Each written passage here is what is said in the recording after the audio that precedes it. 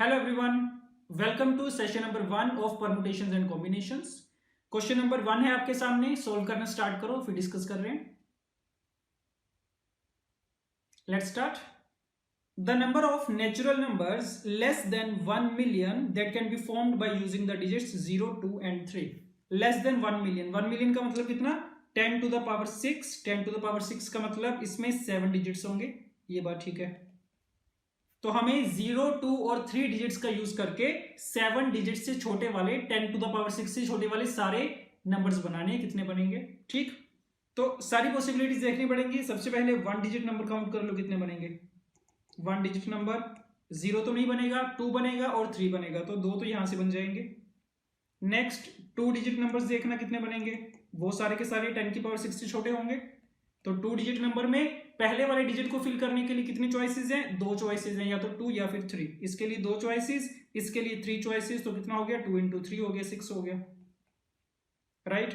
Then coming to 3 digit numbers, ये भी लिख सकते हैं। ये कितने बनेंगे? पहली प्लेस के लिए 2 चॉइसेस, फिर 3 चॉइसेस, फिर 3 चॉइसेस, तो बन गया ये 2 इंटू 3 स्क्वायर। ऐसे करके चलता जाएगा। 4 डिजिट नंबर्स भी बन जाएंगे सारे, 5 डिजिट नंबर्स बन जाएंगे, 6 डिजिट नंबर्स बन जाएंगे। तो जो 6 डिजिट नंबर्स बनेंगे वो कितने बनेंगे? 1, 2, 3, 4, 5, 6। पहले के लिए 2 पॉसिबिलिटीज और बाकी सबके लिए कितनी? 3 पॉसिबिलिटीज आती जाएंगी। So this is 2 times 3 to the power 5, ये बन गए। अब जो भी 6 डिजिट नंबर्स बनेंगे वो तो 10 टू द पावर 6 से छोटे होंगे, बट जैसे ही तुम 7 डिजिट नंबर बनाओगे ना, तो 0, 2 और 3 को यूज करके कोई मर्जी 7 डिजिट नंबर बना लो, वो क्या हो जाएगा? 10 टू द पावर 6 से बड़ा हो जाएगा, तो वो हमें नहीं चाहिए।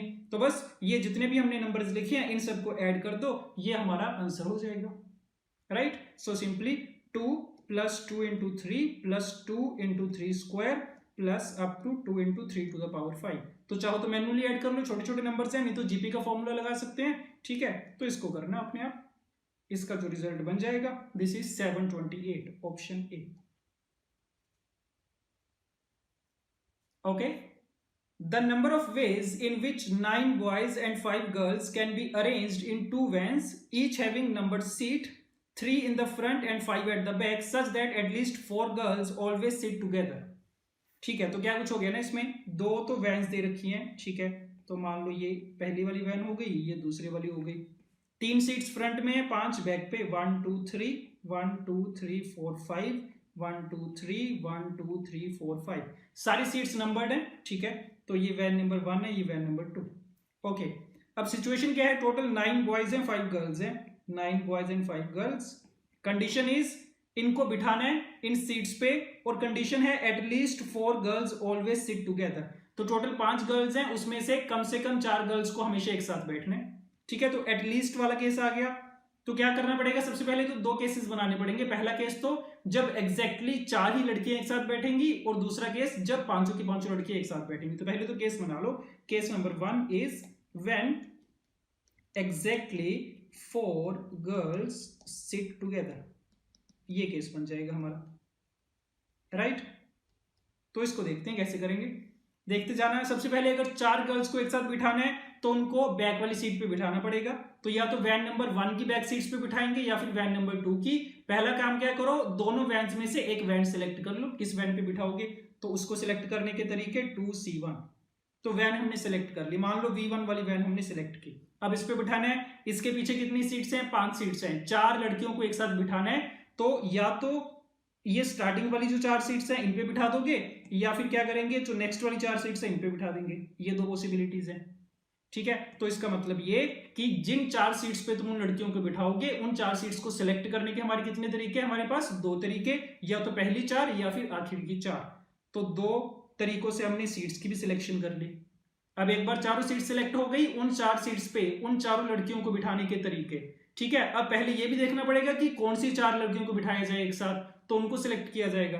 तो टोटल 5 लड़कियां, उनमें से 4 लड़कियों को सिलेक्ट कर लो। अब इन 4 लड़कियों को इन 4 सीट्स पे बिठाने जो हमने अभी सिलेक्ट की हैं, कितने तरीकों से बिठा सकते हो? 4 फैक्टोरियल से बिठा सकते हो, राइट। तो अभी तक कितना काम कंप्लीट हो गया? 4 लड़कियों को हमने एक साथ बिठा दिया। अब एक सीट वहां पे खाली बची होगी, तो मान लो ये वाली सीट खाली बची हुई है। अब ध्यान रखना, ये जो खाली सीट है इस पे 5वीं लड़की नहीं बैठनी चाहिए, क्योंकि हमारा केस क्या बन रहा है कि एग्जैक्टली 4 ही लड़कियां एक साथ बैठनी है। तो अब जो पांचवी लड़की बची उसको बिठाते हैं, वो कहाँ पे बैठेगी, सिर्फ इस वाली एक सीट को छोड़ दो, बाकी कितनी बच रही हैं, 3 ये बच रही हैं, 3 ये बच रही है और 5 ये बच रही हैं, तो 11 सीट्स बच रही हैं। इन 11 में से किसी भी एक सीट पे बिठा दो उसको, 11C1, 11 में से कोई भी एक सीट सिलेक्ट करके उसको बिठा दिया। ठीक, अब सारी लड़कियां अरेंज हो गई हैं, उसके बाद कितने लड़के बचे, 9 लड़के बचे, और सीट्स देख लो कितनी खाली हैं, तो 5 और 3 8, 2 10 और 1 11, 11 सीट्स खाली हैं। इन 11 में से किसी भी 9 सीट्स पे 9 लड़कों को बिठा दिया जाएगा। कितने तरीकों से, 11P9 तरीकों से, 11 सीट्स पे 9 लड़कों को अरेंज करने के तरीके। ठीक, तो ये तो हो गया case number 1। Then coming to case number 2, कौन सा बनना था ये, when exactly 5 girls sit together, जब पांचों की पांचों एक साथ बैठेंगी। तो अगेन पांचों बैक सीट्स पे बिठानी पड़ेंगी, तो इसका मतलब दोनों में से पहले किसी एक वैन को सिलेक्ट कर लेंगे, 2C1 वैन सिलेक्ट कर ली, उसकी जो पांचों सीटें होंगी, पांचों सीटों पे 5 लड़कियों को बिठाने के तरीके कितने हो जाएंगे, 5 फैक्टोरियल हो जाएंगे। बाकी 9 लड़के बचे, नंबर ऑफ सीट्स कितनी बच रही हैं, 3 और 3 6 और 5 11, 11 सीट्स बच रही हैं, तो 9 लड़कों को अरेंज करने के तरीके 11P9। बस इतने आ गए। तो अब क्या कर लोगे, केस 1 और केस 2 को ऐड कर लेंगे। तो देख लो एक बार, 11P9 दोनों में कॉमन है, ये आ जाएगा। इसमें 5 फैक्टोरियल है, और इसमें क्या लिखा गया, 4 फैक्टोरियल इंटू 5, तो इसमें भी 5 फैक्टोरियल प्रेजेंट है, और दोनों में 2C1 का फैक्टर भी प्रेजेंट है। तो जब तुम दोनों को ऐड करोगे तो 2C1 into 5 factorial into 11P9, ये तो कॉमन आ जाएगा। और अंदर कितना बचेगा, ऊपर में से देख लो कितना बच रहा है, 2 बच रहा है, 11 बच रहा है, 11 इंटू 2 इज 22, और प्लस में कितना 1, ये बन जाएगा। तो 22 plus 1 is 23, 23 multiply by 2 is 46, so 46 into 5 factorial into 11P9। Check कर लो इसी फॉर्म में शायद ऑप्शंस, बिल्कुल ठीक है, 46 into 11P9 into 5 factorial, option A. Let's start. The number of 5-digit numbers divisible by 9 that can be formed by using the digits 0 to 7 without repetition is। Total हमें 5 digit numbers बनाने हैं, ठीक है, कौन से डिजिट्स का use करके, 0 से लेके 7, 0 1 2 3 4 5 6 7, कितने डिजिट्स हैं टोटल, 8 डिजिट्स दे रखे हैं, बट एक टाइम पे हमें कितने लेने हैं, 5 ही लेने हैं, तो 3 हमें स्किप करने पड़ेंगे, ये बात ठीक है। अच्छा, अब अगर हमें उस नंबर को 9 से डिविजिबल करवाना है, तो 9 से डिविजिबिलिटी का रूल क्या होता है कि जो तुम 5 डिजिट्स लोगे ना, उन सबका सम क्या होना चाहिए, 9 से डिविजिबल होना चाहिए, तो वो नंबर खुद भी क्या हो जाएगा, 9 का डिविजिबल हो जाएगा। तो अभी सिचुएशन ये है कि ये जो 8 डिजिट्स है ना, इसमें से हमें 3 स्किप करने हैं, और ऐसे स्किप करने हैं कि बाकी जो हमारे पास 5 बचे हैं उन सबका सम क्या हो, 9 से डिविजिबल हो। इतनी बात क्लियर है, ठीक, तो बस वो देख सकते हैं। पहले चेक कर लो, ये जो 8 के 8 डिजिट्स है, इनका टोटल सम कितना बन रहा है, तो 7 + 6 कितना, 13 18 22 25 27 एंड 28, इनका सम 28 है। हमें 3 डिजिट स्किप करने हैं, तो 9 का डिविजिबल बनाना है, क्या क्या बना सकते हो तुम, 27 बना सकते हो, ऐसे 5 डिजिट ले लें कि उन सबका सम कितना बन जाए, 27 बन जाए, 9 का डिविजिबल। बट 27 से बनाना पॉसिबल नहीं है, क्योंकि अगर तुम 27 से डिविजिबल बनाना चाहते हो तो इसमें से एक ही कम करना पड़ेगा हमें, बट डिजिट हमें 3 स्किप करनी है, तो ऐसा नहीं हो सकता कि इसमें से तुम 3 डिजिट स्किप कर दो और उनका सम एक ही कम हो, तो 27 वाली पॉसिबिलिटी तो नहीं है। उसके बाद नेक्स्ट कौन सा आएगा, और कौन सा सम बना सकते हो तुम, 9 का डिविजिबल होगा जो 18 बना सकते हो, राइट, तो 18 बनाने की ट्राई करते हैं। देखना, टोटल सम था 28, हमें वो वाले 5 डिजिट सिलेक्ट करने हैं जिनका सम कितना हो, 18 के बराबर हो। तो 3 जो स्किप करेंगे उनका सम कितना होना चाहिए, 10 होना चाहिए, 10 कम करने हमें, राइट। तो देखते हैं कौन कौन से 3 डिजिट हम स्किप कर सकते हैं जिनका सम 10 के बराबर होगा। सो स्किप वाले लिख रहा हूं मैं, कौन कौन से स्किप कर सकते हैं, देखना। 10 बनाने सम, सबसे पहले एक 7 को फिक्स कर लेते हैं, एक तो हमने 7 स्किप कर दिया मान लो, और क्या स्किप कर सकते हैं, 3 कर सकते हैं, 0 कर सकते हैं, ये एक पॉसिबिलिटी, ये 3 स्किप कर दिया हमने, ठीक। और कौन सी, 7 को लेके और कौन सा बना सकते हो, 7 to 1 वाला बना सकते हो, ये स्किप किए जा सकते हैं, और 7 का काम खत्म है, 7 के साथ और कोई नहीं बन सकता। फिर 6 को फिक्स कर लो कि 6 को स्किप करेंगे हम, तो अगर एक 6 को स्किप करेंगे, बाकी 4 का सम चाहिए, 4 कैसे आएगा, 4, 0 से आ जाएगा, ये एक केस बनेगा। और कौन सा बनेगा, 6 3 और 1 वाला बनेगा, 6 के साथ यही बनेंगे। फिर अगर 5 को फिक्स करोगे तो 5 के साथ बाकी जो 5 बनाने तुम्हें वो कैसे बना पाओगे, 5 4 और 1 के साथ बना पाएंगे, और कैसे बना पाएंगे, 5 3 और 2 के साथ बना पाएंगे, ये चेक कर लो। उसके बाद 4 वाले तो कवर हो ही गए हैं इसमें, राइट। तो कहने का मतलब ये कि ये हमारे पास 5 केसेस बनेंगे, 1 2 3 4 5 6, सॉरी 6 केसेस बन रहे हैं, जिसमें हम 3 डिजिट को अगर स्किप कर दें तो बाकी जो हमारे 5 डिजिट बचेंगे उनका जो सम आएगा वो 18 के बराबर होगा।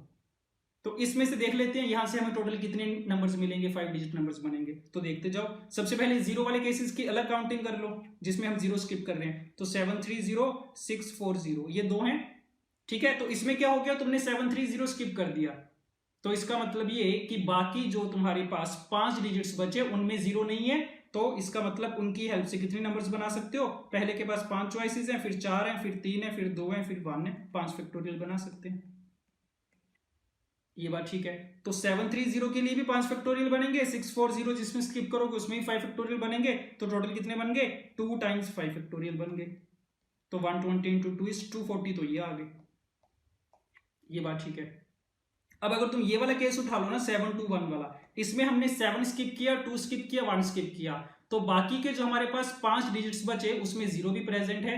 तो उसकी हेल्प से कितने 5 डिजिट नंबर बना पाओगे, देख लो 1 2 3 4 5। पहले प्लेस पे जीरो नहीं आ सकता, 4 ही चॉइसेस हैं। अगले के लिए 4 चॉइसेस बची, अगले के लिए 3 बची, अगले के लिए 2 बची, अगले के लिए 1 बची। तो कितना आ गया, 16 इंटू 6, 96 आ गया ये। अब ये 7 to 1 के लिए इतने केसेस आएंगे, 631 भी इसके जैसे ही, इसमें भी यही आएंगे, 541 भी इसके जैसे, 532 भी इसके जैसे। तो 1 2 3 4 4 से मल्टीप्लाई हो जाएगी, इसको सबके लिए सेम आ रहे हैं। तो 4 इंटू 96 कितना आ गया ये, 384 ये बना, राइट। तो ये वाले हमारे केसेस बन गए जिसमें सबका सम 18 बनेगा। अब उसके बाद नेक्स्ट स्टेप कौन सा आएगा, ऐसा भी कर सकते हैं कि सबका सम हम 9 बना दें। तो चेक कर लो क्या सबका सम 9 बनाना पॉसिबल है। तो क्या ऐसे 5 डिजिट लिए जा सकते हैं जिनका सम 9 के बराबर हो। तो इतना छोटा बनाने तो सबसे छोटे वाले डिजिट लेके देख लो। तो अगर मैं सबसे छोटे 5 ले लूंगा, 0 1 2 3 4 एंड ये 5 हो गए, ठीक है। इनका सम काउंट कर लो कितना आएगा, 4 3 7 2 9 1 10, इनका 10 बन रहे हैं। तो मतलब ये भी पॉसिबिलिटी नहीं है कि सबका सम 9 के बराबर बन जाए। तो सिर्फ 18 ही बनाना पॉसिबल था, उसके कॉरस्पॉन्डिंग हमने सारे नंबर्स फाइंड कर लिए। तो टोटल नंबर्स कितने आ गए, 384 प्लस 240 आ गया। तो कितना बनेगा ये, 624 बन जाएगा, ठीक। Option C. Let's start. Number of ordered pairs m, n where mn belongs to this set 1 to 50 natural numbers such that 6 to the power n plus 9 to the power m is a multiple of 5। कितने तुम m और n वाले pairs select कर सकते हो ताकि ये वाला जो नंबर बने वो 5 का मल्टीपल हो। 5 का मल्टीपल बनने का मतलब ये कि इसका जो यूनिट डिजिट आना चाहिए ना, वो या तो 5 आना चाहिए या फिर 0 आना चाहिए। तो हम सिर्फ इसका यूनिट डिजिट देखने में इंटरेस्टेड है। तो देखो 6 की पावर n, 9 की पावर m। 6 की पावर n की तो प्रॉपर्टी क्या है कि तुम n को जो मर्जी रख लो, इसका यूनिट डिजिट हमेशा कितना आएगा, 6 आएगा, ठीक बात है ये। 9 टू द पावर m वाले नंबर की प्रॉपर्टी क्या होगी, इसका यूनिट डिजिट या तो 9 के बराबर आएगा या 1 के बराबर आएगा, और कोई पॉसिबिलिटी नहीं है।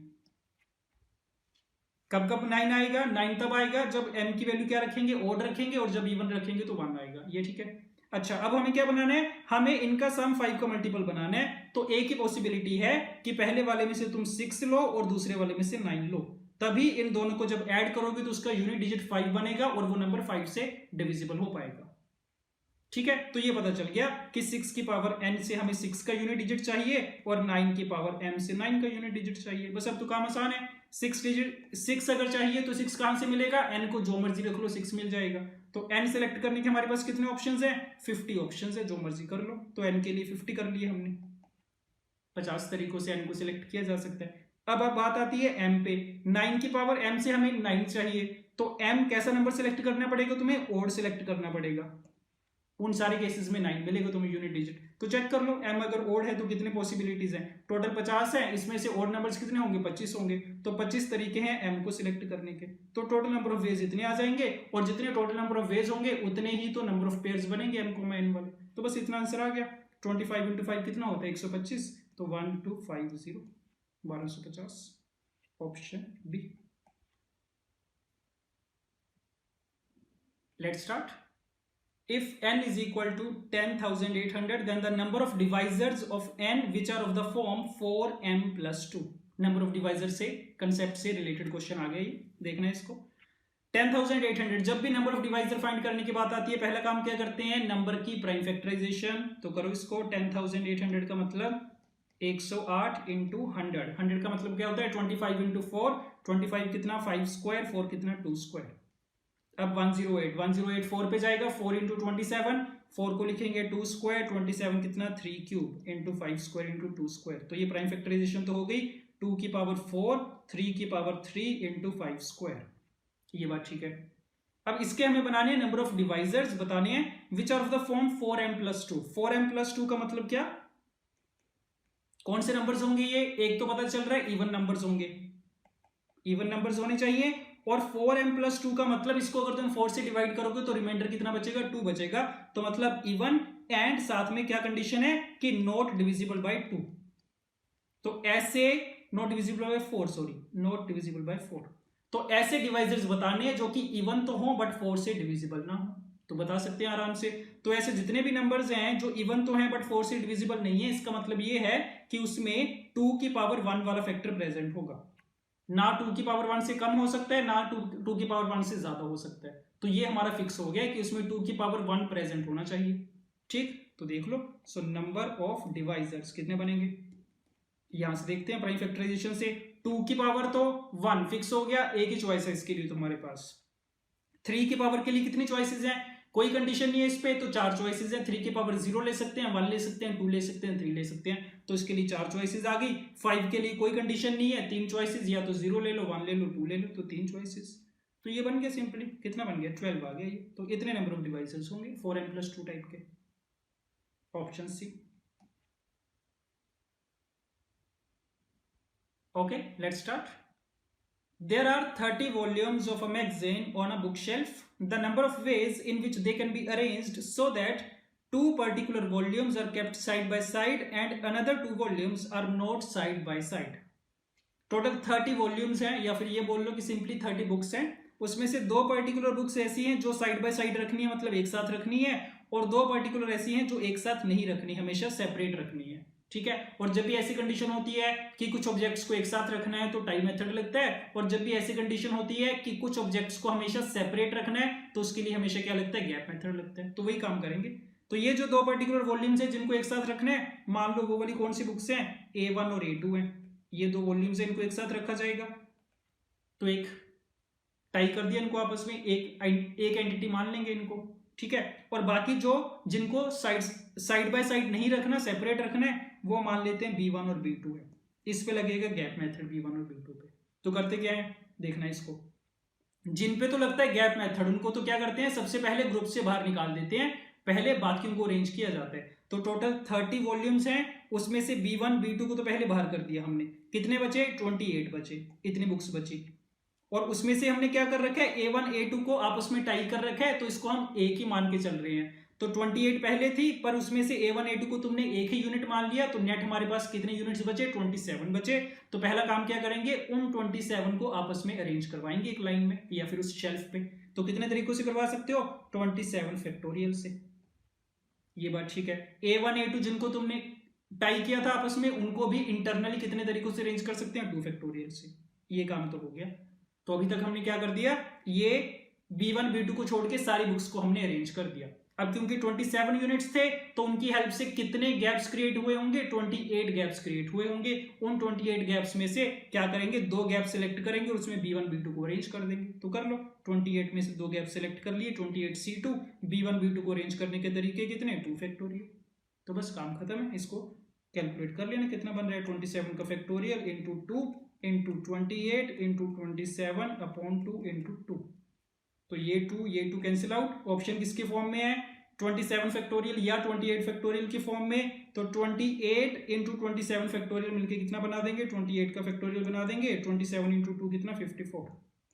सो 54 टाइम्स 28 फैक्टोरियल आ जाएगा, option C. Let's start. In how many ways can 5 students receive their mark sheets from the principal so that exactly one of them gets correct mark sheet and rest all get their mark sheets mixed up among themselves? Total 5 बच्चे हैं, 5 students हैं, उनको mark sheets मिली हैं कह रहे हैं कि exactly एक ही बच्चे को करेक्ट मार्कशीट मिलनी चाहिए, बाकी चारों को डिफरेंट मिलनी चाहिए, जो उनकी एक्चुअल में है वो नहीं मिलनी चाहिए। तो जब भी ऐसी कंडीशन होती है कि बाकी सबको किसी को भी करेक्ट नहीं मिलनी है, तो इसका मतलब किसकी बात हो रही है, डीअरेंजमेंट्स की बात हो रही है। तो टोटल 5 ऑब्जेक्ट्स लगा लो, 5 ऑब्जेक्ट्स हैं, ठीक है, 5 मार्कशीट्स हैं, उसमें से एक मार्कशीट अपनी सही जगह पे जाएगी। अब वो किसी भी बच्चे के पास जा सकती है, तो पहला काम क्या करेंगे, 5 में से एक बच्चा सिलेक्ट कर लेंगे, 5C1 एक स्टूडेंट हमने सिलेक्ट कर लिया। अब इस वाले बच्चे को तो करेक्ट वाली मार्कशीट मिल गई। अब सिचुएशन क्या है, बाकी 4 मार्कशीट्स हैं, उनको किसी को भी अपनी सही जगह पे नहीं जाना, तो मतलब 4 ऑब्जेक्ट्स की डीअरेंजमेंट्स लगेगी, D4 से उसको डिनोट करते हैं, नोटेशन। तो बस कर लो इसको, इसका डायरेक्ट फॉर्मूला तुम्हें पता होना चाहिए डीअरेंजमेंट्स का। तो D4 के लिए क्या लग जाएगा, 4 factorial into 1/2 factorial minus 1/3 factorial plus 1/4 factorial, right. इसको सोल्व कर लेना अपने आप, कैलकुलेट कर लेना इसको, तो रिजल्ट आ जाएगा तुम्हारे पास 45, option B. Let's start. The number of permutations of the word Aurobind in which vowels appear in an alphabetical order। सिर्फ vowels पे कंडीशन है, कंडीशन क्या है कि वो अल्फाबेटिकल ऑर्डर में दिखने चाहिए, जो अल्फाबेट्स में पहले आता है वो तुम्हें पहले दिखना चाहिए, बाद वाला बाद में। अब वोवल्स देख लो पहले, इसमें कौन कौन से हैं, A U O I, ये वोवल्स हैं, तो इनको हमें किस ऑर्डर में रखना है, अल्फाबेटिकल ऑर्डर में, दैट इज AIOU। तो बेसिकली क्वेश्चन ये है कि हमें औरोबिंद के नंबर ऑफ अरेंजमेंट्स करने हैं, नंबर ऑफ परम्यूटेशंस बनाने हैं, और ऐसे परम्यूटेशंस बनाने हैं जिसमें ये इसी ऑर्डर में अपीयर हों, पहले ए दिखे तुम्हें, बाद में इसके बाद आई दिखे, उसके बाद ओ दिखे, उसके बाद यू दिखे। तो ये 4 वर्ड्स पे कंडीशन है, 4 लेटर्स पे कंडीशन है, ये चारों इसी ऑर्डर में होनी चाहिए। अब ये भी काफी इंपॉर्टेंट कंसेप्ट है और काफी बार पूछा जाता है कि कुछ पर्टिकुलर चीजों को हमें अरेंज करना है, बट उसमें कुछ ऑब्जेक्ट्स पे, कुछ पर्टिकुलर ऑब्जेक्ट्स पे कंडीशन है कि वो इसी ऑर्डर में आनी चाहिए, ठीक है, उसी टाइप का क्वेश्चन है ये। तो इसको करने का स्टैंडर्ड तरीका होता है, देखो कितने लेटर्स हैं टोटल इसमें, 1 2 3 4 5 6 7 8, तो बेसिकली हमें 8 लेटर्स को अरेंज करना है, जिसका मतलब 8 प्लेसेस फिल करनी है हमें। पहले तो क्या करेंगे, जिन 4 लेटर्स पे कंडीशन है ना, उन 4 लेटर्स को प्लेस करेंगे। अब इन 4 लेटर्स को प्लेस करने के लिए कितनी हमें सीटें चाहिए, 4 सीटें चाहिए। तो इन 8 में से 4 प्लेसेस को सिलेक्ट कर लो पहले, 8C4। तो मान लो तुमने ये सिलेक्ट की, ये सिलेक्ट की, ये सिलेक्ट की, ये सिलेक्ट की, 4 सीट सिलेक्ट कर ली। अब इन 4 सीट्स पे इन 4 लेटर्स को अरेंज करने के कितने तरीके हैं, एक ही तरीका है, क्योंकि ऑर्डर तो फिक्स कर दिया ना, पहले ए आना पड़ेगा, फिर आई आना पड़ेगा, फिर ओ, फिर यू। तो पहले इन चारों के लिए 4 सीटें सिलेक्ट कर ली, उन पे उनको अरेंज कर दिया, एक ही तरीका है अरेंज करने का। बाकी कितने बचे, 4 लेटर्स बचे, उनके लिए 4 प्लेसेस हैं, कंडीशन कोई नहीं है, तो कितने तरीकों से अरेंज कर सकते हैं, 4 फैक्टोरियल से अरेंज कर सकते हैं। तो ये चीज बन जाएगी 8C4 इंटू 4 फैक्टोरियल, ऑप्शन किसके फॉर्म में, 8P4 आ जाएगा, ठीक है। तो इस चीज को ध्यान में रखना, काफी इंपॉर्टेंट है ये। कुछ पर्टिकुलर ऑब्जेक्ट्स का ऑर्डर फिक्स कर देते हैं कि ये पहले आएगा, ये उसके बाद आएगा, ये उसके बाद आएगा, तो उसको सोल्व करने का ये स्टैंडर्ड तरीका है कि पहले उनके लिए प्लेसेस सिलेक्ट करके उनको अरेंज करवा दो, बाकी जितने भी बचेंगे उतने फैक्टोरियल से वो तो अरेंज हो ही जाएंगे। Let's start. In a conference, 10 speakers are present. If S1 wants to speak before S2 and S2 wants to speak before after S3, then the number of ways of all the 10 speakers can give their speeches if the remaining 7 speakers have no objection to speak at any number. Total 10 speakers को आने stage पे 1 by 1, ठीक है। और condition दे रखी है S1 वाला जो स्पीकर है वो S2 से पहले आएगा और S2 वाला S3 के बाद आएगा। तो सिर्फ इन 3 बंदों पे कंडीशन है, बाकी किसी पे कोई कंडीशन नहीं है। तो अगर तुम इसको ध्यान से देखो, ये भी हमारे पिछले क्वेश्चन के टाइप का बन गया कि टोटल 10 प्लेसेस हमें फिल करनी है, बट उनमें से 3 ऑब्जेक्ट्स पे कंडीशन है कि कौन पहले आना चाहता है, कौन बाद में आना चाहता है। तो 3 के ऑर्डर के बारे में कंडीशन दे रखी है हमें, ठीक है। तो देखते हैं, S1 पहले आना चाहिए S2 के, तो क्या कर सकते हैं, पहले S1 को भेज दो, उसके बाद भेज दो S2 को। S2 wants to speak after S3, तो S3 क्या आएगा, S2 से पहले आएगा। तो ये एक पॉसिबिलिटी बन सकती है कि उन 10 प्लेसेस में पहले, सबसे पहले ऑर्डर में तुम किसको भेजो, S1 को भेजो, उसके बाद कभी भी S3 को भेज दो, उसके बाद कभी भी S2 को भेज दो। ये चीज ध्यान में रखना। इसका मतलब ये नहीं है कि इनको एक ही साथ जाना है, पहले S1 इमीडिएट बाद S3 इमीडिएट बाद S2, तो इमीडिएट वाली कंडीशन नहीं है। बस ये है कि पहले S1 जाना चाहिए, उसके बाद S3 का नंबर आना चाहिए और उसके बाद S2 का नंबर आना चाहिए। तो एक पॉसिबिलिटी ये बन सकती है। तो ध्यान दो, कोई और पॉसिबिलिटी बन सकती है क्या, तो ये भी हो सकता था कि S1 पहले जाएगा, S2 बाद में जाएगा। S2 wants to speak after S3, तो S3 क्योंकि S2 से पहले आना है तो S3 यहां पे भी तो आ सकता था, ये भी तो पॉसिबिलिटी है। तो जो कंडीशन हमें दे रखी है उसको फिट करते हुए हमारे पास दो केसेस बन गए, या तो ये वाला बनेगा या फिर ये वाला बनेगा। तो अगर पहले वाले की बात करें, इसके लिए नंबर ऑफ अरेंजमेंट्स हम निकाल सकते हैं। क्या करेंगे, 10 प्लेसेस फिल करनी है, पहले इन तीनों को बिठा दो। तो क्या करेंगे, उन 10 में से 3 सीटों को सिलेक्ट कर लेंगे, 10C3 3 प्लेसेस सिलेक्ट कर ली। उनमें इनको अरेंज करने के कितने तरीके, एक ही तरीका है, S1 S3 S2 से इनको अरेंज कर दिया। बाकी जो 7 लोग बचे उनको अरेंज करने के 7 फैक्टोरियल, ये आ गया। सेम तरीके से अगर तुम दूसरे वाले केस की बात करोगे, इसमें भी तो नंबर ऑफ अरेंजमेंट्स इतने बनेंगे, तो सिंपली इंटू 2 कर देना इसको। सो this is 2 into 10C3 into 7 factorial, ये रिजल्ट आ जाएगा। ऑप्शन देख लेना किस फॉर्म में है, कर लो इसको। 10C3 का मतलब 10 into 9 into 8 upon 3 factorial, that is 3 into 2 into कितना 7 फैक्टोरियल, ये चीज है। ठीक, तो ये तो सारा कितना बन गया, 10 से लेके 7 फैक्टोरियल, 10 फैक्टोरियल बन गया, ये 2 कैंसिल आउट हो गया। सो दिस इज 10 फैक्टोरियल अपॉन 3। ठीक है, so option D is correct. Let's start. The number of 5-letter words which can be formed with the letters of the word proposition. Proposition एक word दे रखा है, इसको letters को use करके हमें 5 letter के वर्ड्स बनाने हैं, बताने कितने वर्ड्स बना सकते हैं। अगेन वेरी इंपॉर्टेंट कंसेप्ट, और इस पे क्वेश्चन भी आया था इस बार जेईई मेंस में जनवरी में। ठीक है, तो देखना तरीका। प्रोपोजिशन में सबसे पहले काउंट कर लो किस टाइप के लेटर्स हैं।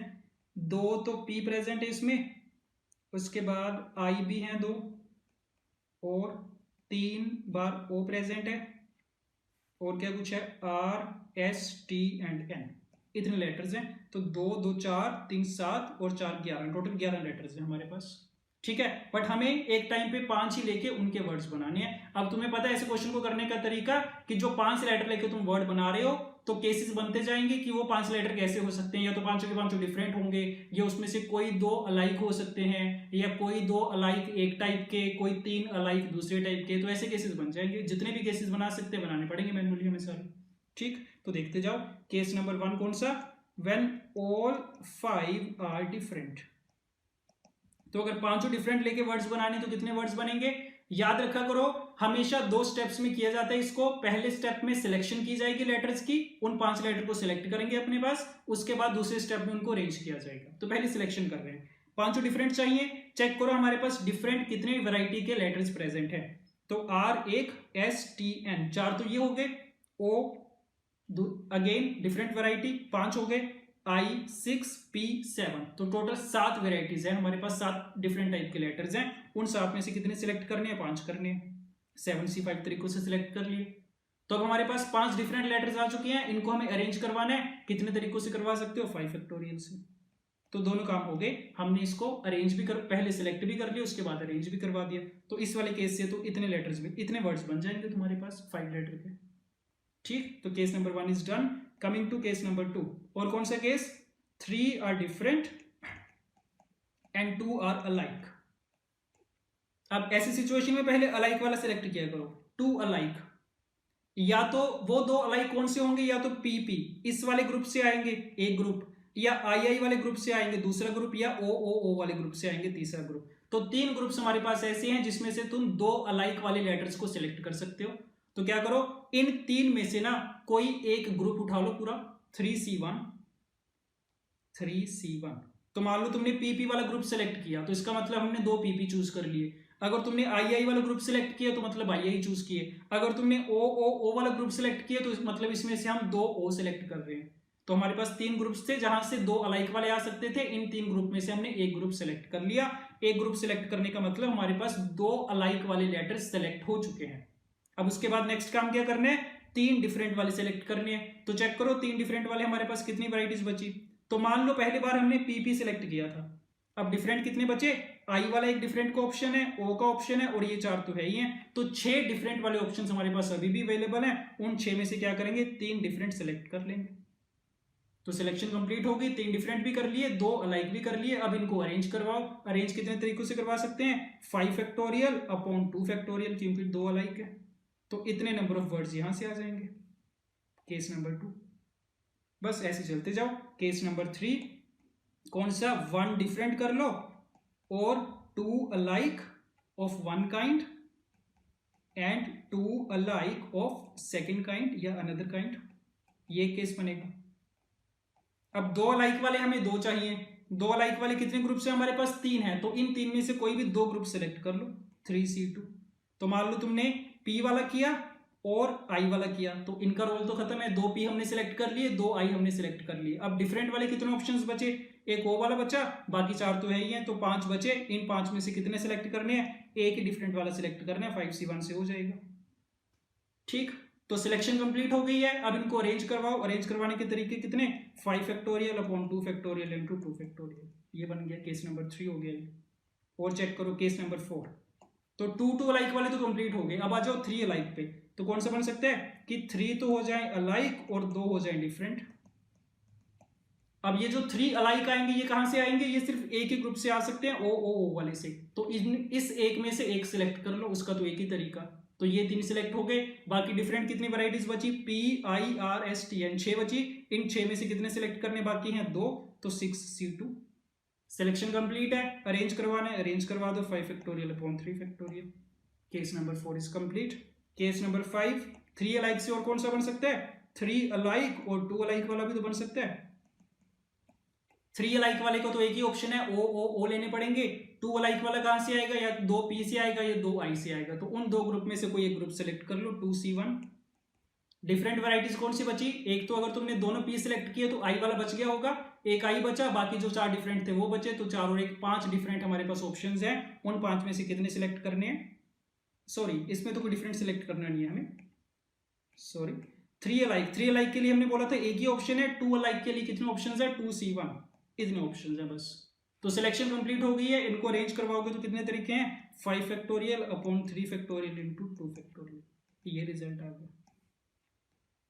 तो देख सकते हो और कोई पॉसिबिलिटी नहीं बनेगी, और कोई पॉसिबल केस नहीं बनेगा। ये 5 केसेस बनने थे, इन सब के लिए हमने individually number of letters find, number of words find कर लिए। अब इन सबको ऐड कर लेना, पांचों केसेस से जो भी रिजल्ट्स आ रहे हैं। ठीक है, तो वो कैलकुलेशन वाला पार्ट करना अपने आप। आंसर मैं इसका बता रहा हूं, आंसर बनेगा 6890, option A. Let's start. Given 11 points, of which 5 lie on one circle, other than these 5 no 4 lies on one circle, then the maximum number of circles that can be drawn so that each contains at least 3 of the given points is. Total 11 points हैं, बनाते हैं एक बार। Total 11 points दे रखे हैं plane में, उसमें से 5 दे रखे हैं कि एक ही सर्कल पे हैं। तो ये मान लो कोई भी एक सर्कल है, इसके ऊपर 5 पॉइंट्स हैं, P1 P2 नाम दे देते हैं इनको, P3 P4 एंड P5। बाकी कितने पॉइंट्स बचे, 6 पॉइंट्स बचे, उनके बारे में क्या इंफॉर्मेशन है, no 4 of them lies on one circle. तो ये बात तो पता ही है कि कोई भी 3 पॉइंट्स तो हमेशा कॉन्साइक्लिक होते हैं, हमेशा एक सर्कल के ऊपर लाई कर रहे हैं। तो ये बंदा बोल रहे हैं कि कोई भी 4 पॉइंट्स कॉन्साइक्लिक नहीं होने चाहिए बाकी के पॉइंट्स में से। तो बाकी के कोई भी मैं रैंडमली एक बार बना रहा हूं यहाँ पे, तो ये मान लो बाकी के 6 पॉइंट्स हो गए। ठीक है, पूछा गया maximum number of circles that can be drawn so that each contains at least 3 of the given points is. तो इन 11 पॉइंट्स में अगर तुम 3-3 सेलेक्ट करते जाओ तो उन 3 से पास करते हुए जो सर्कल्स बनेंगे तो मैक्सिमम कितने सर्कल्स बना सकते हैं, ये पूछा गया हमसे। राइट, अब ये वाला जो क्वेश्चन है ना, हो सकता है कि ये वाला क्वेश्चन तुमने पहले ना कर रखा हो, बट इससे मिलता जुलता एक क्वेश्चन तुमने जरूर किया होगा, स्ट्रेट लाइंस वाला। जैसे क्वेश्चंस होते हैं कि अगर 20 टोटल पॉइंट्स है प्लेन में, there are 20 points in a plane, out of which suppose 7 are collinear and out of the remaining 13 no 3 are collinear, then find the number of straight lines formed. ठीक है, ऐसे questions किए होते हैं। Total 20 points हैं, 7 उसमें से collinear हैं और बाकी 13 में से कोई भी 3 कोलिनियर नहीं है, तो बताओ कितनी स्ट्रेट लाइंस बनेंगी। तो उसको हम कैसे करते होते हैं कि अगर टोटल 20 पॉइंट्स हैं, उनसे टोटल स्ट्रेट लाइंस कितनी बननी चाहिए थी, 20C2 बननी चाहिए थी, तो 20C2 आ गया। बट क्योंकि उसमें से 7 कैसे आ गए, कोलिनियर आ गए, तो 7 के कारण कितनी मान रखी थी हमने, 7C2 मान रखी थी, तो अब वो तो नहीं बन पाएंगी। तो 20C2 में से 7C2 को माइनस कर देते हैं, सब्ट्रैक्ट कर देते हैं, -7C2 हो जाता है। ठीक है, और उसके बाद हम ये बोल देते हैं कि जो 7 कोलिनियर है उनसे पास करती हुई एक लाइन तो बनेगी, तो उसको बैलेंस करने के लिए उसमें 1 ऐड कर देते हैं, तो क्या आ जाता है 20C2 -7C2 + 1 आ जाता है। राइट, तो ये चीज हमने स्ट्रेट लाइन के लिए की हुई है। अब यही वाला कंसेप्ट उसने सर्कल की फॉर्म में पूछ लिया, देखना इसको, वही सेम चीज है। टोटल 11 पॉइंट्स हैं, पूछा गया 11 पॉइंट्स में से तुम कितने सर्कल्स बना सकते हो। और सर्कल की प्रॉपर्टी क्या होती है, जैसे स्ट्रेट लाइन 2 पॉइंट्स को मिलाने से बनती है, ये सर्कल कैसे बनाए जाएंगे, 3 पॉइंट्स को मिलाने से एक सर्कल बनाया जाएगा। तो 11 पॉइंट्स को लेके कितने सर्कल्स बना सकते हो, सो दैट 5 पॉइंट्स ऐसे हैं जो कि एक ही सर्कल के ऊपर हैं, ऑलरेडी कॉन्साइक्लिक है, तो वही फंडा यूज करो। तो हम बोल देंगे कि 11 पॉइंट से बनने वाले टोटल सर्कल कितने होने चाहिए थे, 11C3। जितने तरीकों से 3 पॉइंट सेलेक्ट करोगे उतने सर्कल्स आ जाएंगे। बट ये जो 5 पॉइंट्स हैं 11C3 में, तो हमने ये मान लिया कि इन 5 से भी कितने सर्कल्स बनने चाहिए थे, 5C3 बनने चाहिए थे, बट वो तो नहीं बन रहे, तो वो 5C3 हम क्या कर देंगे, सब्ट्रैक्ट कर देंगे। ठीक, बट इन 5 पॉइंट से एक सर्कल तो बन ही रहा है, तो वो भी हमने यहां पे गलती से सब्ट्रैक्ट कर दिया, तो उसको बैलेंस करने के लिए ऐड कर देंगे, तो प्लस का 1 आ जाएगा। तो टोटल इतने सर्कल्स बनेंगे। देख सकते हो वही सेम फंडा यूज किया जो स्ट्रेट लाइंस पे करते होते हैं, राइट। तो इसको इवेल्युएट करना, ये तुम्हें मिल जाएगा 156, option B. Okay, let's start. If the letters of the word Parker are written down in all possible manner as they are in a dictionary, then the rank of the word Parker is। बड़े common type के questions हैं, ठीक है, काफी बार किए होंगे। तो ठीक है, करते हैं इसको। डिक्शनरी में अरेंज करने हैं पार्कर वर्ड को, जितने भी पॉसिबल कॉम्बिनेशन अरेंजमेंट्स बन सकते हैं सारे लिखे जाएंगे। तो पूछा गया पार्कर का कौन सा वर्ड होगा उसमें। तो सबसे पहले कौन से लेटर से स्टार्ट होने वाले वर्ड आएंगे डिक्शनरी में, ए से स्टार्ट होने वाले। टोटल पहले यहाँ पे देख लेते हैं, PARKAR, 6 लेटर्स हैं। तो डिक्शनरी में सबसे पहले ए वाली सीरीज स्टार्ट होगी, जिसका फर्स्ट लेटर होगा। तो ए से बनने वाले कितने वर्ड्स आएंगे, ए को अगर छोड़ दो बाकी जो 5 बचे उनको देख लेते हैं कितने तरीकों से अरेंज कर सकते हैं। तो वो हो जाएंगे 5 फैक्टोरियल अपॉन 2 फैक्टोरियल से। ठीक है, फर्स्ट प्लेस पे ए को फिक्स कर दिया हमने, तो ए के तो कम हो गया, बाकी क्या कुछ बच रहा है तुम्हारे पास, PRKAR। इनको अरेंज करने के 5 फैक्टोरियल, और क्योंकि 2 आर आइडेंटिकल हैं तो अपॉन 2 फैक्टोरियल हो जाएगा। तो इससे क्या हो गया, ए लेटर से शुरू होने वाले सारे वर्ड्स हमने कवर कर लिए। ए के बाद कौन सी सीरीज स्टार्ट होगी, ए के बाद देख लो कौन सा आता है, के आएगा। तो उसके बाद के से स्टार्ट होने वाले सारे वर्ड्स आएंगे। तो के से स्टार्ट होने वाले कितने वर्ड्स होंगे टोटल, के को अगर निकाल दो तो 5 लेटर्स बच रहे हैं, उसमें से 2 ए आइडेंटिकल हैं, 2 आर आइडेंटिकल हैं। तो कितना आएगा, 5 factorial upon 2 factorial into 2 factorial आएगा। ये बात भी ठीक है, के वाली सीरीज कंप्लीट है। उसके बाद कौन सी सीरीज स्टार्ट होगी, फिर पी वाली हो जाएगी। अब पी वाले सारे हम कवर नहीं करेंगे, पी के बीच में, क्योंकि कोई ना कोई वर्ड हमारा पड़ा होगा पार्कर। ठीक है, तो पी सीरीज में कौन से वर्ड्स आएंगे, पी ए से स्टार्ट होने वाले वर्ड्स आएंगे। पहले हमारा वर्ड इन्हीं में से कहीं पे होगा। ठीक है, पी ए वाली सीरीज में भी आगे कौन से आएंगे, पी ए वाली सीरीज वाले वर्ड्स आएंगे सारे अल्फाबेटिकली। ठीक है, तो पी ए वाले तो हमें नहीं चाहिए, तो इनको तो कवर कर लो, सबको देख लो कितने आएंगे पी ए वाले। बाकी जो 3 बचे कौन से बचे, आर के आर, उनके अरेंजमेंट्स कितने बनेंगे, 3 फैक्टोरियल अपॉन 2 फैक्टोरियल। तो पी ए वाली सीरीज कंप्लीट है। उसके बाद कौन सी सीरीज आएगी, पी ए के वाली सीरीज आएगी। बाकी कौन सा बचा, ए बचा, आर बचा, आर बचा, उसके arrangements 3 factorial upon 2 factorial. P A के वाली सीरीज कंप्लीट है। पी ए के बाद कौन सी सीरीज आएगी, पी ए आर वाली सीरीज आएगी। इसी में होगा हमारा वर्ड कहीं पे इस सीरीज में। पी ए आर में कौन सी आएगी, पहले पी ए आर ए वाली आएगी। तो पी ए आर ए में टोटल कितने वर्ड्स होंगे, 2 होंगे, एक बार के आर होगा, एक बार आर के होगा, तो यहाँ पे 2 आ जाएंगे। पी ए आर ए के बाद कौन सी सीरीज स्टार्ट होगी, पी ए आर के वाली सीरीज स्टार्ट होगी। और पी ए आर के में 2 ही वर्ड्स होंगे, एक बार ए आर आएगा, एक बार आर ए, और हमारा ए आर क्या आएगा, पहले आएगा। तो बस यहाँ पे पार्कर कंप्लीट हो जाएगा तुम्हारे इसके बाद। ठीक है, तो इसके ऊपर देख लो कितने वर्ड्स हम पीछे छोड़ा है, काउंट कर लो उनको। 5 factorial upon 2 factorial, 120 upon 2 is 60, 120 upon 4 is 30, 3 this is equal to also 3 and this is 2। तो कितना बन गया, ये 90 बन गया, 96 बना, 98 बना। तो पार्कर का रैंक कितना हो गया, 99 हो गया, option C. Let's start. The number of ways in which 6 red roses and 3 white roses, all roses are different, can form a garland so that all the white roses come together। 6 red roses हैं, 3 white roses हैं, हमें उनका garland बनाना है इस तरीके से कि सारे के सारे व्हाइट रोज एक साथ रखे जाएं। एक साथ रखना है तो टाई मेथड लगेगा। तो क्या करो, ये जो 3 व्हाइट रोज हैं इनको एक साथ टाई कर दिया, एक ही यूनिट बन गया ये। बाकी के 6 रेड रोज हैं, इनको अरेंज करवाओ एक सर्कल में। गार्लैंड का मतलब सर्कुलर परम्यूटेशन है, तो सर्कल में अरेंज कराओ।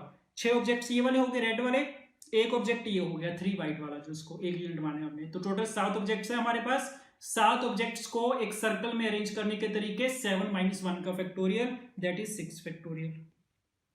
ठीक है, ये जो 3 व्हाइट रोजेस थे इंटरनली कितने तरीकों से अरेंज करवा सकते हैं इनको, 3 फैक्टोरियल से, तो 6 फैक्टोरियल इंटू 3 फैक्टोरियल आ गया। तो अरेंजमेंट्स क्या हो गया, हमारी कंप्लीट हो गई, इतने आ जाने चाहिए। बट तुम्हें पता होगा जब भी गार्लैंड का केस होता है तो क्योंकि इसमें एंटी क्लॉकवाइज और क्लॉकवाइज सेम ही दिखता है हमें, तो इसमें केसेस की रेपिटेशन हो जाती है, तो उसको बैलेंस करने के लिए 2 से डिवाइड किया जाता है हमेशा गार्लैंड के केस में।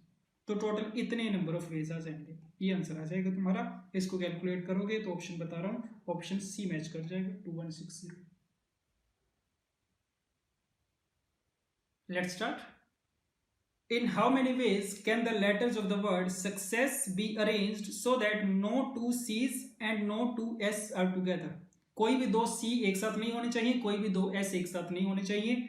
अब जनरली तो ऐसे केसेस में क्या होता है कि हम गैप मेथड लगाते हैं जब भी ऑब्जेक्ट्स को एक साथ नहीं रखना होता, बट इसमें तुम वैसे डायरेक्टली नहीं कर पाओगे कि 2 C को भी गैप्स में रख रहे हो, 2 S को भी गैप्स में रख रहे हो। तो अगर तुम ट्राई करो करने की वैसे उस वाले तरीके से इसको नहीं कर पाएंगे, ठीक है।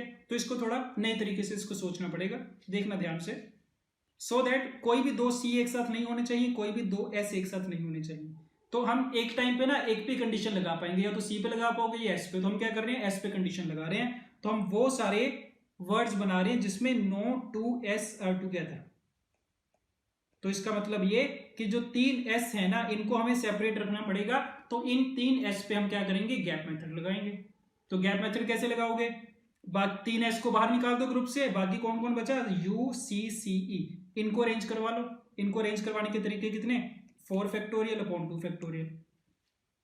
इनको अरेंज करवाया तो 4 चीजों को अरेंज करवाया, 5 गैप्स क्रिएट हो गए। उन 5 गैप्स में से 3 S को प्लेस करना है। तो पहले 3 गैप सेलेक्ट कर लो और उन 3 गैप में S S S को रखने का एक ही तरीका है, तो इंटू 1 ये अरेंजमेंट्स बन गए।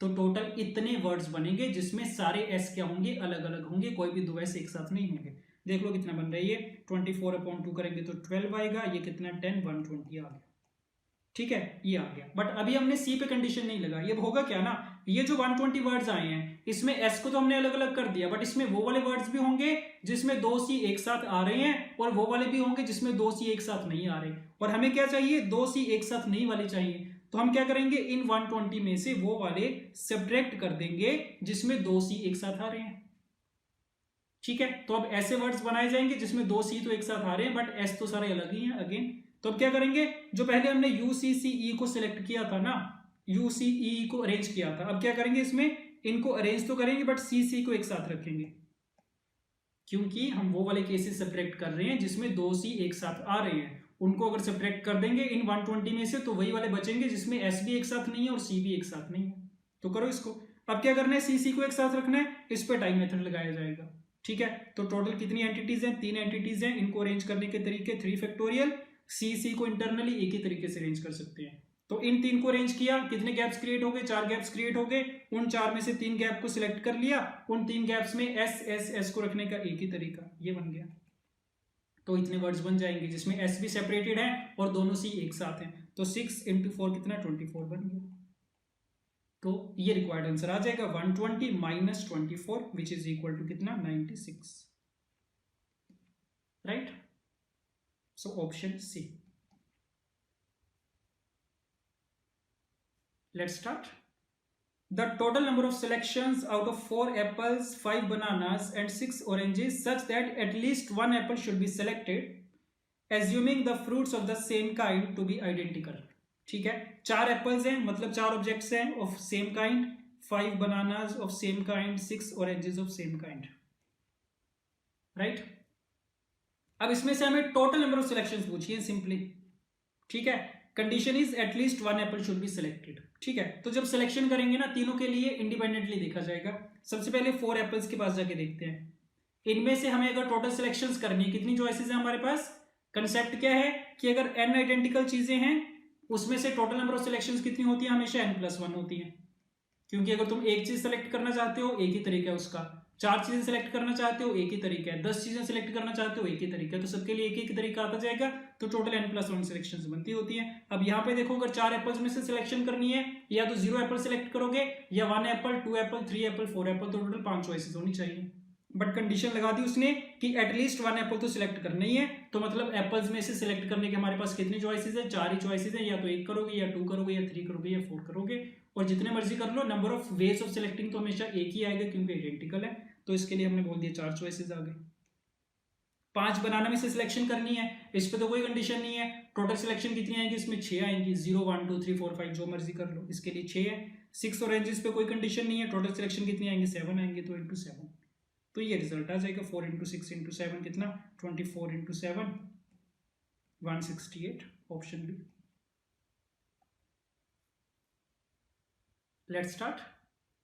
The number of positive integral solutions of this equation, 5 numbers है मल्टीप्लाई में, x1 into x2 into x3 x4 x5 equal to 1050। इसकी पहले तो प्राइम फैक्टराइजेशन करते हैं, कितना बनेगा, 25 पे तो जाएगा, 25 इंटू 4 एंड 42, राइट। तो ये 5 स्क्वायर बना, 42 का मतलब 7 into 6, 7 into 2 into 3, so this is 2 into 3 into 5 square into 7। ये होगी प्राइम फैक्टराइजेशन। हमें बताना है कि कितने सॉल्यूशंस होंगे, number of positive integral solution, तो मतलब कितने तरीकों से हम x1 x2 x3 x4 x5 की सिलेक्शन कर सकते हैं जो कि इसको सेटिस्फाई करेगा। अब इसको ध्यान से देखना, ये बात तो क्लियर है कि अगर तुम्हें इन पांचों को मल्टीप्लाई करके ये बनाना है ना 1050, तो तुम्हें ये वाले सारे नंबर्स तो लेने पड़ेंगे, इंक्लूड करने पड़ेंगे। 2 लेना पड़ेगा, एक 2 का फैक्टर लेना पड़ेगा, एक 3 का लेना पड़ेगा, एक 7 का लेना पड़ेगा और 2 5 के लेने पड़ेंगे। ये बात ठीक है। अब ये जो तुम 5 नंबर्स लोगे ये तुम्हारी मर्जी है, तुम ये भी कर सकते हो, ये पांचों के पांचों तुम उठा के x1 को दे दो कि x1 की वैल्यू तो मैं पूरी ये ले लूंगा, मतलब 1050, x2 की वैल्यू 1 रख देंगे, x3 को 1 रख देंगे, x4 को 1 रख देंगे, x5 को 1 रख देंगे, तो क्या मिल गया, एक पॉजिटिव इंटीग्रल सॉल्यूशन मिल गया। ऐसी और कौन सी पॉसिबिलिटी है कि इन 5 में से तुम क्या करो, उठा के 4, कोई भी 4 उठा के x5 को पकड़ा दो, 2 को उठा के कहां पे पकड़ा दो, x3 को पकड़ा दो, और जिनको कुछ नहीं पकड़ाया उनकी वैल्यू 1 रख देंगे। तो बेसिकली काम इतना करना है कि ये जो 5 फैक्टर्स है हमारे पास, इन पांचों को हमें x1 x2 x3 x4 x5 में डिस्ट्रीब्यूट करवाना है, जैसे मर्जी डिस्ट्रीब्यूशन करवा दो, बट उनका जो प्रोडक्ट है वो कितना बन जाएगा, हमेशा 11050 बन जाएगा। ठीक है, तो इस क्वेश्चन को तुम मान सकते हो दिस इज इक्विवेलेंट टू कि ये जो x1 x2 x3 x4 x5 है ना, इनको तुम बॉक्सेस मान लो कि हमारे पास 5 बॉक्सेस रखे हैं, x1 x2 x3 x4 x5, क्योंकि डिस्ट्रीब्यूशन ही तो करवानी है अल्टीमेटली। और ये हमारे पास 5 ऑब्जेक्ट्स हैं, पहला ऑब्जेक्ट है 2, फिर उसके बाद 3, फिर 7, और ये 2 आइडेंटिकल ऑब्जेक्ट्स हो गए 5 5। हमें करना क्या है, इन 5 ऑब्जेक्ट्स की ना इन 5 बॉक्सेस में डिस्ट्रीब्यूशन करवानी है, और कंडीशन कोई नहीं है, चाहे सारे बॉक्सेस में सारे एक साथ रख दो, चाहे 4 को खाली छोड़ दो, 3 को खाली छोड़ो, 2 को छोड़ो, किसी को ना छोड़ो, कोई कंडीशन नहीं है इसमें, तो सिंपल डिस्ट्रीब्यूशन का क्वेश्चन है। ठीक है, तो क्या करेंगे, डिफरेंट वाले ऑब्जेक्ट्स को अलग से ट्रीट किया जाएगा और आइडेंटिकल वालों को अलग से। तो ये 3 डिफरेंट है, 2 3 7। तो कॉन्सेप्ट लगेगा कि अगर 3 डिफरेंट ऑब्जेक्ट्स हैं और 5 डिफरेंट बॉक्सेस हैं तो total number of ways of distribution कितने आएंगे, तो बता सकते हैं। 2 के लिए कितनी चॉइसेस है, 5 चॉइसेस हैं, 5 में से किसी भी डिब्बे में रख दो, तो 2 के लिए 5 चॉइसेस, 3 के लिए कितनी 5, 7 के लिए कितनी 5। तो 3 डिफरेंट ऑब्जेक्ट्स को तो हमने 5 डिफरेंट बॉक्सेस में डिस्ट्रीब्यूट करवा दिया, इतने तरीकों से 5 की पावर 3। अब 2 आइडेंटिकल हैं, इन 2 आइडेंटिकल को 5 डिफरेंट बॉक्सेस में हमें डिस्ट्रीब्यूट करवाना है, एंड कंडीशन इज कि बॉक्स एम्प्टी हो सकता है। तो उसके लिए क्या होता है, डायरेक्ट फॉर्मूला होता है कौन सा, n plus r minus 1 C R minus 1, ये फॉर्मूला यूज करेंगे। r नंबर ऑफ बॉक्सेस होते हैं, n नंबर ऑफ ऑब्जेक्ट्स होते हैं, तो कर लो, n की वैल्यू 2 है, r की वैल्यू 5 है, c 5 माइनस 1, तो ये रिजल्ट आ जाएगा। ठीक है, तो जितने तरीकों से डिस्ट्रीब्यूशन तुम करवा सकते हो उतने ही उसके पॉजिटिव इंटीग्रल सॉल्यूशन आएंगे। और डिस्ट्रीब्यूशन के लिए 2 कांसेप्ट यूज हो गए, एक डिफरेंट ऑब्जेक्ट्स वाला भी हो गया, एक आइडेंटिकल ऑब्जेक्ट्स वाला भी हो गया, और दोनों के लिए डायरेक्ट रिजल्ट तुम्हें पता होते हैं। तो बस ये आंसर आ जाएगा, इसको करना, कैलकुलेट करना इसको अपने आप। ठीक, ऑप्शन इसका आंसर मैं बता रहा हूँ 16th का option D 1875। Okay, let's start. There are n straight lines in a plane, no 2 are parallel and no 3 are congruent. If the points of intersection of these lines are joined, then the number of new lines is. Question का मतलब समझ लो ध्यान से, कुछ lines दे रखी है हमें, n lines हैं प्लेन में। If the points of intersection of these lines are joined, वो जो लाइंस होंगी वो कुछ ना कुछ पॉइंट्स पे इंटरसेक्ट करेंगी। ठीक है, every 2 lines will intersect at 1 point, क्योंकि दे रखे हैं no 3 are congruent, तो उनकी जो n लाइंस हैं उनकी हेल्प से हमारे पास कुछ इंटरसेक्शन पॉइंट्स क्रिएट हो जाएंगे, जो कि एक्चुअल में कितने होंगे, NC2 होंगे। अब वो जो इंटरसेक्शन पॉइंट्स आएंगे, हमने फर्दर क्या किया, उनको भी आपस में ज्वाइन करवा दिया। अब उनकी ज्वाइनिंग से क्या मिलेगा, हमें नई लाइंस मिलेंगी। तो पूछा गया वो वाली नई लाइंस कितनी बनेगी, नंबर ऑफ न्यू लाइंस। तो इसको स्टेप बाय स्टेप करते हैं। अगर हमें जो न्यू लाइंस हैं, एक लाइन बनाने के लिए हमें क्या करना पड़ेगा, दो इंटरसेक्शन पॉइंट्स चाहिए होंगे। दो इंटरसेक्शन पॉइंट्स कैसे आएंगे, पहला इंटरसेक्शन पॉइंट कहां से आएगा कि ये जो तुम्हारे पास n लाइंस थी, इसमें से कोई दो लाइंस तुम्हें सेलेक्ट करनी पड़ेंगी। उन दो लाइंस के इंटरसेक्शन से तुम्हारे पास एक पॉइंट आएगा। तो पहला काम क्या करो, इन n में से कोई दो लाइंस को सिलेक्ट कर लो, NC2। ठीक है, तो मान लो तुमने दो लाइंस कौन से सिलेक्ट करी, L1 और L2 करी, L1 और L2। इसकी हेल्प से तुम्हारे पास एक इंटरसेक्शन पॉइंट आ गया, कौन सा, पॉइंट P आ गया। ये बात ठीक है। अच्छा, अब एक इंटरसेक्शन पॉइंट तो आ गया, नई लाइन बनाने के लिए एक दूसरा इंटरसेक्शन पॉइंट चाहिए। उसके लिए क्या चाहिए होगा, हमें दो लाइंस हमें और सिलेक्ट करनी पड़ेंगी। L1 L2 तो हमने कर ली, L3 L4 दो लाइंस और चाहिए। तो बाकी कितनी लाइंस बच रही है हमारे पास, n-2 बच रही है, उसमें से दो लाइंस और सिलेक्ट कर लो, n-2 C2। तो मान लो दूसरा जो हमने पेयर सिलेक्ट किया वो सिलेक्ट कर लिया हमने L3 और L4 का। अब ये भी पक्की बात है कि किसी एक पॉइंट पे इंटरसेक्ट करके जा रहा होगा, क्योंकि दे रखे कोई भी दो लाइंस पैरेलल तो है नहीं है। तो यहां से क्या मिल गया, हमें एक नया इंटरसेक्शन पॉइंट मिल गया, पॉइंट Q। और इन दोनों को ज्वाइन करके हमारे पास एक नई लाइन बन जाएगी। राइट, तो इतना आ जाना चाहिए कि n में से कोई भी दो लाइन हमने सिलेक्ट कर ली, उसके बाद बाकी जो n-2 बची उसमें से दो लाइन सिलेक्ट कर ली। इनसे क्या हो जाएगा, दो इंटरसेक्शन पॉइंट्स क्रिएट हो जाएंगे, उनको ज्वाइन करके एक लाइन बन जाएगी। तो काम खत्म है। बस एक चीज का ध्यान रखना पड़ेगा कि हमने जो सिलेक्शन किया ना, हमने बोला कि पहले सपोज मैंने P वाला पॉइंट सिलेक्ट किया, हमने ये हो सकता था कि पहले तुमने कौन सा पेयर सिलेक्ट किया, L1 L2 वाला, बाद में कौन सा किया, L3 L4 वाला पेयर सिलेक्ट किया। या फिर ये भी हो सकता है कि पहले तुम L3 L4 कर लो और बाद में L1 L2 कर लो, तो फर्क तो कोई नहीं पड़ेगा, दोनों केसेस तो सेम ही है। बट ये जो तुमने अभी लिखा हुआ है NC2 इंटू n-2C2, इसमें हमने दोनों केसेस को काउंट कर लिया, दो बार काउंट हो चुका है ये वाला केस। तो उसको बैलेंस करने के लिए हमें क्या करना पड़ेगा, इसको 2 से डिवाइड करना पड़ेगा। तो सारे केसेस दो दो बार काउंट हो चुके थे, तो हमने 2 से डिवाइड कर दिया। ठीक है, तो ये रिजल्ट बनेगा। देखना इसको ध्यान से दोबारा अगर नहीं समझ में आया तो। राइट, तो पहले n में से दो लाइन को सिलेक्ट किया, बाकी जो n-2 बची उसमें से दो लाइंस को सिलेक्ट किया। पहली दो लाइंस के इंटरसेक्शन से एक पॉइंट मिला, दूसरे की दो लाइंस से एक दूसरा इंटरसेक्शन पॉइंट मिला, दोनों को ज्वाइन करके हमें एक नई लाइन मिल जाएगी, एक फ्रेश लाइन मिल जाएगी। और वही लाइंस पूछी गई थी। तो बाद में हमने बोल दिया कि हर एक जो केस है वो दो दो बार रिपीट हो रहा है, तो उसको बैलेंस करने के लिए 2 से डिवाइड कर दिया। ठीक है, और इसको तुम करके देखना, इसको थोड़ा सा सिंप्लीफाई करना, ये इसके बराबर मिल जाएगा तुम्हें 3 times NC4। Right, let's start. The number of ways in which 4 distinct balls can be put into 4 boxes labeled A, B, C, D so that exactly one box remains empty. Distribution का question है। Total 4 तो हमारे पास boxes हैं, different boxes हैं, A, B, C, D। 4 distinct balls हैं, नाम रख देते हैं इनका B1, B2, B3 and B4। इनको हमें डिस्ट्रीब्यूट करवाना है। कंडीशन क्या है, exactly one box remains empty. तो पहले तो वो वाला बॉक्स सेलेक्ट कर लो जिसको खाली छोड़ना है। कितने तरीकों से, 4C1 से। तो मान लो तुमने ये वाला खाली छोड़ दिया। अब इन चारों को 3 बॉक्सेस में डिस्ट्रीब्यूट करवाना है। अब क्योंकि एक तुम ऑलरेडी खाली छोड़ चुके हो, अब इन तीनों में से कोई खाली नहीं बचना चाहिए। तो क्वेश्चन तुम्हारा क्या बच गया, क्वेश्चन क्या बन गया, number of ways of distributing 4 distinct objects into 3 different boxes such that no box should remain empty. तो डायरेक्ट ये कंसेप्ट होता है एक। ठीक है, तो उसके वाले मेथड से आ जाएगा। अब इसके लिए कोई डायरेक्ट फॉर्मूला तो होता नहीं है, तो तुम्हारे पास एक ऑप्शन ये है कि 4 को 3 में डिस्ट्रीब्यूट करवाने, तो इसको ग्रुपिंग वाले मेथड से कर सकते हैं कि 3 ग्रुप्स में डिवाइड कर लो, उसके बाद वो जो ग्रुप्स आएंगे उनको एक एक डिब्बे में रखते जाएंगे। तो करो, कैसे ग्रुप बना सकते हो देख लो। एक ग्रुप में एक चीज आएगी, एक में एक आएगी, एक में दो आएंगी, यही पॉसिबिलिटी है, और कोई पॉसिबिलिटी नहीं है। तो इस पे ग्रुपिंग वाला फंडा लगा देंगे अपना। देख लो, 4C1 का मतलब 4, यहाँ से कितना 4 factorial, 1 factorial into 1 factorial into 2 factorial. और इन दो ग्रुप्स का साइज सेम है, तो 2 फैक्टोरियल से डिवाइड हो जाएगा।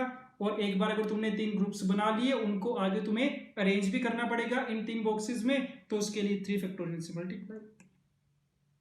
राइट, तो इतने नंबर ऑफ वेज आ जाएंगे, चेक कर लेना इसको। ये 144 के बराबर मिल जाएगा तुम्हें, option D. Let's start. 6 persons A, B, C, D, E and F are to be seated at a circular table The number of ways this can be done if A must have either B or C on his right and B must have either C or D on his right is 6 लोगों को circular table पे बिठाना है। ए पे condition है उसके right में, right का मतलब इमीडिएट राइट की बात हो रही है यहाँ पे, राइट। तो ए के इमीडिएट राइट में बी या सी होना चाहिए और बी के इमीडिएट राइट में सी या डी होना चाहिए। कितने तरीकों से बिठा सकते हैं तो देखते हैं इसको एक बार बना के। तो एक ये सर्कल बन गया, ए के राइट में बी और सी, तो ए के राइट में या तो बी होना है या सी होना है, दोनों केसेस बना के देख लो। तो पहले तो ए के राइट में बी ले लो, इसको नाम दे दिया हमने केस नंबर 1, और केस नंबर 2 वो वाला जब ए के राइट में हम सी रख रहे हैं। ठीक, ये दो पॉसिबिलिटीज हैं। अच्छा, अब पहले केस नंबर 1 की बात करते हैं, देखना इसको ध्यान से। ए के राइट में बी और सी, पहला काम क्या करो ना, टोटल 6 सीटें हैं, 3 4 5 6। पहला काम क्या किया हमने, ए को ले जाके किसी भी एक सीट पे बिठा दिया, और क्योंकि सर्कल है सारी सीट्स एक जैसी होती हैं तो ए को बिठाने का किसी भी सीट पे एक ही तरीका है। तो ए को हमने बिठा दिया, जैसे ही ए को बिठाया बाकी सारी सीट्स क्या हो गई उसके रिस्पेक्ट में फिक्स्ड हो गई। तो अब उसके बाद सारा जो भी काम होगा वो एज अ लीनियर परम्यूटेशन की तरह ट्रीट किया जाएगा। ठीक है, जब तक तो टेबल खाली है तब तक तो सारी सीट्स क्या हैं, एक जैसी हैं, कोई मतलब नहीं है कि कोई उसकी नंबरिंग नहीं है। ठीक है, तो सारी सीट्स को एक तरीके से ट्रीट किया जाता है। पर जब तुमने ए को वहां पे ले जाके बिठा दिया तो ए के रिस्पेक्ट में सारी चीजें क्या हो गई, डिफरेंट हो गई, सारी सीट्स क्या होगी, डिफरेंट हो गई। ठीक, तो पहला काम क्या किया हमने, ए को बिठा दिया, ए को किसी एक सीट पे बिठा दिया। अब सारी चीजें इसके रिस्पेक्ट में देखी जाएंगी और लीनियर परम्यूटेशन की तरह ट्रीट किया जाएगा इसको। अच्छा, अब ए के राइट में बी को हमने फिक्स कर रखे केस नंबर 1 में, तो ए बी की तो प्लेसमेंट हो चुकी है। बाकी देखो अब बी भी क्या कंडीशन थी, बी के राइट में या तो सी होना चाहिए या डी होना चाहिए। तो मतलब हम ये बोल देंगे कि ये वाली जो सीट है बी के राइट वाली, इसको फिल करने के हमारे पास कितनी चॉइसेस हैं, 2 चॉइसेस हैं, या तो सी बैठेगा यहाँ पे या डी बैठेगा। ये 2 तरीके से बिठा दिया हमने। ठीक है, तो अब 3 लोग बैठ चुके हैं, बाकी जो 3 सीट्स बची उन पे कोई कंडीशन नहीं है, तो उन 3 सीट्स पे 3 लोगों को कितने तरीकों से बिठा सकते हैं, 3 फैक्टोरियल से बिठा सकते हैं। याद रखना लीनियर परम्यूटेशन की तरह बिहेव कर रहा है अभी ये। ठीक है, तो 3 लोगों को 3 सीट्स पे बिठाने के तरीके 3 फैक्टोरियल, तो कितना आ गया, 3 फैक्टोरियल इंटू 2 आ गया, तो टोटल 12 नंबर ऑफ अरेंजमेंट्स बन जाएंगे यहां से 12। ठीक, केस नंबर 2 पे आ जाओ, इसमें भी सेम काम किया, टोटल 6 सीटें दिख रही थी हमें, हमने जाके ए को बिठा दिया ले जाके। ठीक है, एक ही तरीके से बिठा सकते हैं, जैसे ही ए को बिठाया उसके बाद सारा लीनियर परम्यूटेशन की तरह बिहेव करेगा। अब ए के राइट में हमने सी को फिक्स कर रखा है, ये भी फिक्स है। अब आ जाओ बी पे, बी पे क्या कंडीशन थी, बी के राइट में या तो सी होना चाहिए या डी, बी के इमीडिएट राइट में।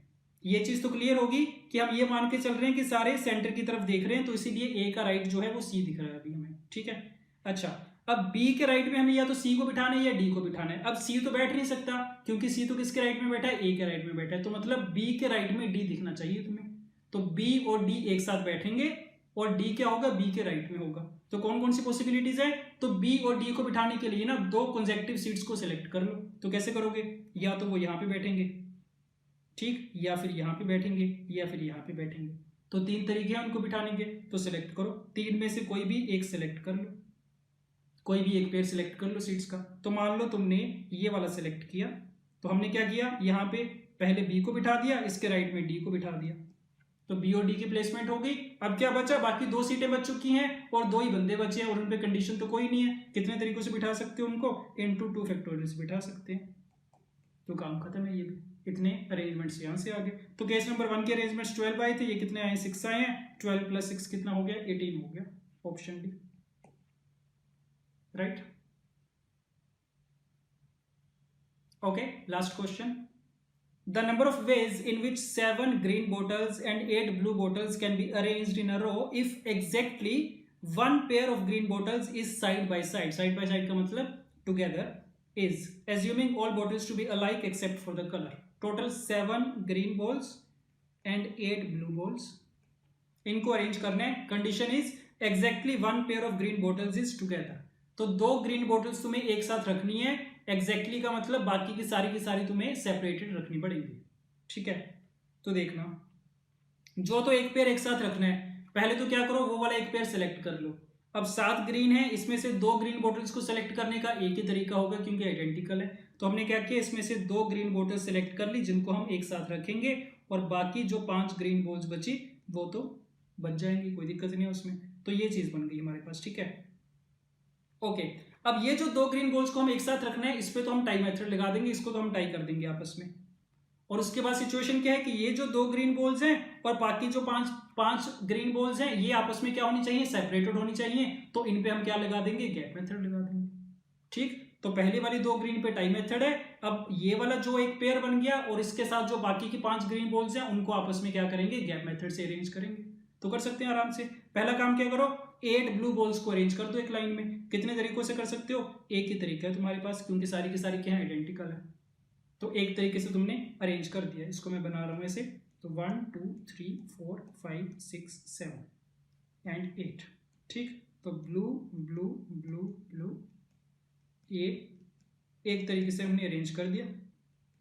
अब इनको अरेंज करने से कितने गैप्स क्रिएट हो जाएंगे, 9 गैप्स क्रिएट हो जाएंगे। उन 9 गैप्स में हमें कितने गैप्स फिल करनी है, 5 गैप्स पे तो ये 5 ग्रीन बॉल जाएंगी, एक गैप पे ये पेयर आएगा, तो 6 गैप्स चाहिए हमें। तो 9 में से 6 गैप सेलेक्ट कर लेना, 9 से 6।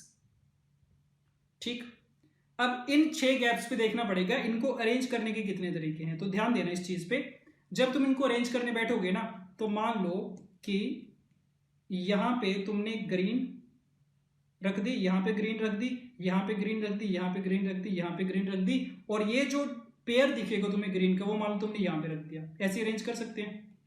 तो मतलब जब तुम उनको अरेंज करने जाओगे, तुम क्या नोटिस करोगे, ये जो 5 ग्रीन बॉल्स होंगी ना, ये आपस में तो आइडेंटिकल दिखेंगी, बट ये जो एक पेयर होगा एक साथ, ये तो बाकियों से क्या दिखेगा, अलग दिखेगा, डिस्टिंक्ट दिखेगा। तो अब तुम्हारे पास सिचुएशन ये बन गई कि तुम्हें ये जो 6 यूनिट्स, 6 एंटिटीज को अरेंज करना है, उसमें से ये 5 ग्रीन वाली आपस में आइडेंटिकल है और ये छठी वाली क्या है, डिफरेंट है। तो इनको अरेंज करने के तरीके कितने आएंगे, इंटू 6 फैक्टोरियल अपॉन 5 फैक्टोरियल आएंगे। ठीक बात है ये। तो जब अरेंज करोगे तब ये नहीं बोलना कि सारी की सारी आइडेंटिकल है तो एक ही तरीके से अरेंज करेंगे। अब ये आइडेंटिकल नहीं रही, क्योंकि ये जो ग्रीन और ग्रीन को तुमने एक पेयर मान रखा है, वो बाकी 5 ग्रीन से क्या होगी, डिस्टिंक्ट होगी। राइट, तो इतना आंसर आ जाएगा। इसको देख लेना, 9 factorial upon 3 factorial into 6 factorial into 6 factorial upon 5 factorial. Options किस फॉर्म में देख लेना। ठीक है, ये कैंसिल आउट हो जाएगा। This is 9 into 8 into 7 into 6 upon 6। So this would be 63 into 8, 504। तो बस ये रिजल्ट मिल जाएगा। Option C is correct. Right, okay, so session number 1 of PNC is complete. Okay, thank you.